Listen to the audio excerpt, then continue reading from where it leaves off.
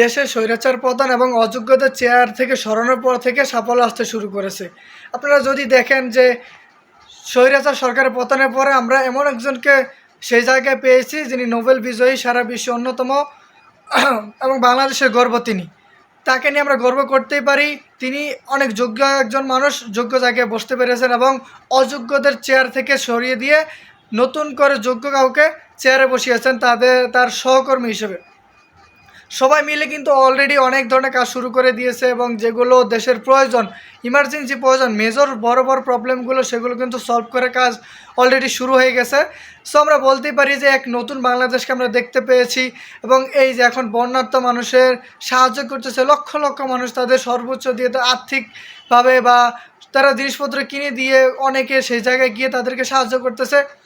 একটা সময় ছিল বাংলাদেশে যখন ত্রাণ আসতো, কোনো সাহায্য আসতো, তখন সেগুলো লুট করার প্রতিযোগিতা চলতো। আর এখন মানুষ ত্রাণ দেওয়ার প্রতিযোগিতা করতেছে। এখানেই বোঝা যায় যে বাংলাদেশের মানুষের ভিতরে কতটা পরিবর্তন এসেছে। তারা আগে কী রকম ছিল, কিসের ভিতরে ছিল, এখন তারা কোন পজিশনে আছে। একসময় ত্রাণ লুট করার প্রতিযোগিতা চলতো, এখন সবাই ত্রাণ দিতে ব্যস্ত। কে কার আগে যাবে, কে কি নিয়ে যাবে, কে কত বেশি দিতে পারবে, কে কীভাবে সাহায্য করতে পারবে, মানুষের ভিতরে একটা প্রতিযোগিতা লেগে গেছে। তারপর আপনারা যদি দেখেন যে অযোগ্য লোকরা বাংলাদেশের চেয়ারে বসেছিল তাদের পতনের মাধ্যমে কিন্তু অলরেডি সাফল্য আসতে শুরু করেছে। সেটা হচ্ছে বাংলাদেশ ক্রিকেট বোর্ডের প্রেসিডেন্ট নাজমুল হাসান পাপন, অযোগ্য একটা লোক। তিনি দীর্ঘদিন ধরে এই চেয়ারে বসেছিলেন। তার এই অযোগ্যতার কারণে তিনি বোর্ডটাকে সুন্দরভাবে চালাতে পারেন না এবং বাংলাদেশে বিভিন্ন সময় বারবার ব্যর্থ হয়েছে। কিন্তু তার পতনের পরেই কিন্তু বাংলাদেশ অনাকাঙ্ক্ষিতভাবে অনেক সুন্দর একটা সাফল্য পেয়েছে। বাংলাদেশ ঐতিহাসিক একটা টেস্ট জয়, পাকিস্তানের মাটিতে পাকিস্তানকে হারিয়ে। অসাধারণ। বাংলাদেশ তাও 10 উইকেটে, মানে বাংলাদেশ শেষ কবে এভাবে টেস্ট জিতেছিল কেউ মনে করতে পারবেন না। তারপরে অনূর্ধ্ব 20 সাব চ্যাম্পিয়নশিপ ফাইনাল তারা জয় করেছে নেপালের মাটিতে, নেপালকে হারিয়ে।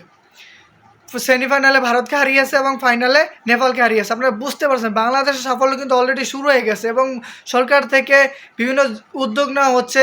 এই যে আমাদের সাবেক প্রধানমন্ত্রী যিনি ছিলেন, তিনি থাকলে এই বন্যার্ত মানুষের পাশে তিনি হেলিকপ্টার দিয়ে ঘুরতেন, গিয়ে দেখতেন, ছবি মোবাইলে ক্যামেরা ধারণ করে নিয়ে আসতেন, ছবি ভিডিও ফুটেজ নিয়ে আসতেন।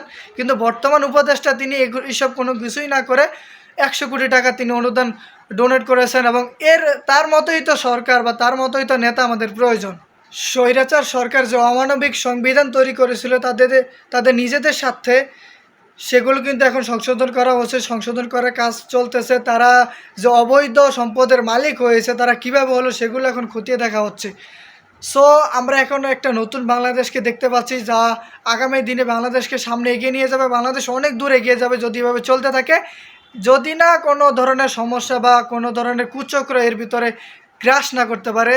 তবে আমরা আশা করব যে সব ধরনের কুচক্র বাধা পেরিয়ে বাংলাদেশ নতুন করে সামনের দিকে এগিয়ে যাবে, সেটাই আমরা সবাই চাই।